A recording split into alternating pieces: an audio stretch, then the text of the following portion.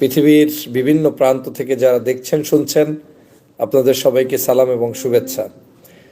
আপনারা জানেন যে বাংলাদেশে একটি সংবাদ ইতিমধ্যেই প্রকাশিত হয়েছে।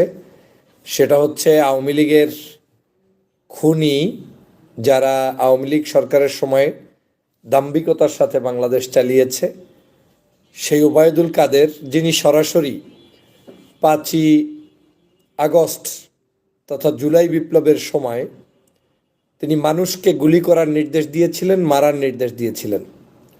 তিনি নিজ দায়িত্বে গুলি বর্ষণ করবেন বলে হুমকি দিয়েছিলেন। সেই ব্যক্তিটি বাংলাদেশে আরাম আয়েশে নাকি 3 মাস কাটিয়ে খুব সুন্দরভাবে ভারতে গিয়ে পৌঁছেছেন এবং তিনি এখন সেই দেশে অবস্থান করছেন বলে প্রকাশ পেয়েছে আজকের একটা রিপোর্টে। বাংলাদেশে যেই লোক